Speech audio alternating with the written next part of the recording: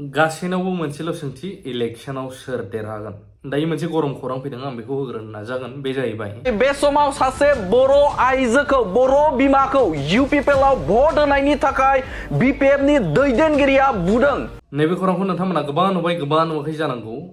बिपिएफनि जा इउपिपिएलनि जा बाव दायनिगिरिया साजा मोननांगोन जुदि दायखौ मावदोंब्ला आयेनखौ बारसिदोंब्ला ঠিক बेबायदिनो नैबे खौरांखौ जेरै दामदों दाख्लै नैबेनि सायावबो যদি অ্যাকশন নলয় আমার ভালোর পরও আমি অ্যাকশন ল হব চিনাকে কই দিল बेबायदिनो दामोमोनब्ला मोजां इकुवेल बा इकुवेलिटि जागौमोन होननानै आं सानो थ' जिखुनुआनो जाया नैबे खौराङा थांबाय लोगोसे गोबाङा बेनो साननाया दङ दायो बिपिएफआ देरहामारगोन ना इउपिपिएलआ दरं उदालगुरि आरो क'क्राझार लकसभा बियाबाव जों गोबांनिफ्राय खोथा सुलु लायो मिथिनोबो मोनो एसे सोर थांगोन बायदि दा खोथाया जाहैबाय मोनसे खोथाया एनडिएफबिनि खोथायाबो एसे फैगोन बाव बख' सारमोननि खोथायाबो फैगोन दे बेखौथ' दोनथ'बाव मोनसे खोथाया जाहैबाय इलेक्शन भटआ नों सोरबा ट्रेक्टराव होदों नांगोलाव होदों बा अबेबा बिबाराव होदों आखायाव होदों टर्च लाइटआव होदों जेरावखि होआ सोरबा नोंनि आंगोआ नोंनि लोगोआ सोंबाबो खिथानो दरखार गैया बेखौ जोंनि गोबांथार गामिनि सोद्रोमाफ्रा मिथिनानै लानाया गाहाम आरो गोबाङा मिथिखायो मानो माब्लानि समाव नोंनि दुश्मन जानो हागौ माब्लानि समाव नोंखौ खोथाबो खावनो हागौ सोरनोबा एरनानैबो हैनो हागौ बिदिनो साननाय गैयै बुजिनाय गैयै मानसिफ्रा नोंखौ बेखौनो लानानै दावरावबो खालामनो हागौ थ' बैफोरखौ साननाया गाहाम बेखायनो गावनि आंगोनोबो सोरनो भट होदों बेखौ गावनि थुनायखौ खिथानानै लानांगौ दरखार गैया दिनैनि दिनावहाय मोनसे दाख्लैनिफ्राय नुबाय थादोंमोन जायफ्रा गावनि भट बा मोन्थाइखौ थुनायखौ भिडिअ खालामनानै फेसबुक वाट्सएपआव शेयार खालामनानै लादों बिसोरखौहाय स्ट्रिक्ट आयेन एक्शन लानाय जागोन दा सोरबा बिपिएफनाबो हगारदों सोरबा इउपिपिएलनाबो हगारदों सोरबा बिबाराबो हगारदों इभेन लिडाराबो सोरबा लिडारा गावनि फिसाखौ थुहोनानै हगारबावदों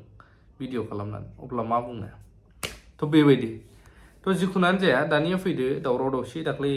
लैहोरमोनखौ एटेक खालामनाय मानाय बेखौबो नुबाय जेरैबायदि दामनांगौमोन बे निउसखौ निउस पर्टेलफ्राव दामनायखौ नुनो मोनाखै खायफायाव मानो दिनैनि दिनाव माखासेखौबा मानो बेलेग साइडखौबा दामो जोंथ' इकुवेल जेखौ मोनो बेखौ दामगोन मोननायखिनिखौ थ' जिखुनुआनो जाया मोनसे खोथा एनडिएफबिफोर सोरबा बिपिएफजों नांनानै दं एक्स जायफ्रा सोरबा इउपिपिएलजों नांनानै दं आंहा बुंनांगौ खोथा गैया साननाया मोनसेल' खोथा उफाय गैला बिचाराफोर सोरबा सरकारजों सोरबा पार्टिजों नांनानै थायाबा माथो खालामबावनो नङाबा गाबोनबो समफोरबो आयेननि राहा लानो नागिरो माबा पुलिसनि रिपर्ट सोरजोंबा होसोजानाय माबा माबि फैलाबायोबा नटिस फैलाबायोबा मा खालामबावनो दा बावहाय रायजोआ बिथांमोनखौ ब्लेम होनानै लाब गैया होननानै आं सानो आरो मानगोनां बख' सारखौथ' आंबो खोनाबोदों मिथिबोदों एसे उन्दैनिफ्रायनो इभेन बिथांमोना जाथिनि सेन्टिमेन्टआ बिथांमोनावबो दङ ओंखायनोसो नांबोदों हारिनि थाखाय जेब्ला माखासे जायगायाव सानजा ओनसोलजों गोथौआव बि बख' सारमोन बायदिया फरायसालिबो लुबोनानै होनाय बिथांमोननि बिहोमा टाइप जे रायजोनो बिहोमा होबोनाय फरायसालिबो लुनानै होबोदों खायफा दा खायफा फरायसालिखौ एबसुनि आखायाव हगारनानै होबोदोंमोन बा एबसुआबो सालायदोंमोन खायफा फरायसालिया थेर बेथेरबो जालांबाय इभेन बै समावनो फाक्कानिबो फरायसालि लुबोनानै होनाय दङ रेकर्ड बख' सारमोना थ' बिथांमोनाबो हारिनि सेन्टिमेन्ट दंमोन आरो दासिमबो दं जानांगौ किसुमान खोथाखौ अपेनलिसो बुंजोबनो हाया सिङाव दोननांगौ जायो बेखायनो दाय होजोबबाबोल' जाया दा जों साननांगौआ बेसो गावजों गाव बेसेबां जोङो दाउ अमाफोर बायदि होसोलायनाय जाबाय थाबावनो मालायनि फाव फान्दायनायाव नोंगौ राजनितिकआव जायो दान्थे बिदान्थे दावराव दावसि पार्टिखौ लानानै नाथाय जोंनि गोहोआ दान्थे बिदान्थेया दान्थेनोब्लाबो कलमजोंसो जानांसिगौ डिबेटआ रोंनाय खुगाजों गियान मेलेमखौ लानानैसो जानांसिगौ थ' बेबायदि आरोना थ' जिखुनुआनो जाया मोनसे खौरां फैबावदों जोंहा मानगोनां गेदेरमा आर के लाइभ बिथाङा मा फोरमायदों भिडिअखौ नायनानै लाग्रोनो हागोन ओमफ्राय कमेन्ट होलांनो हागोन जों बयबो मिन्थिगौ मानसिया बैसो जानाय लोगो लोगोनो बिथांनि जा एक्सपिरियेन्स बेजों लोगोसे बांसिन बुजिनाय बा गियानि जासिनो नाथाय जोंनि बिटिआरआव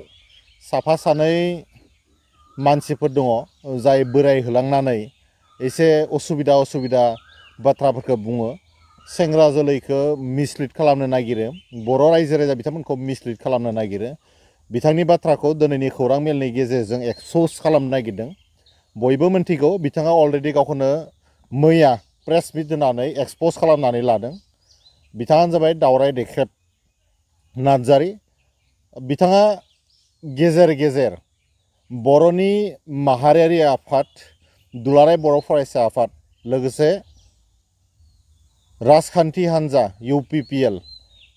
बे मोननैखौ थोंजोङै टार्गेट खालामो बेराफारसेथिं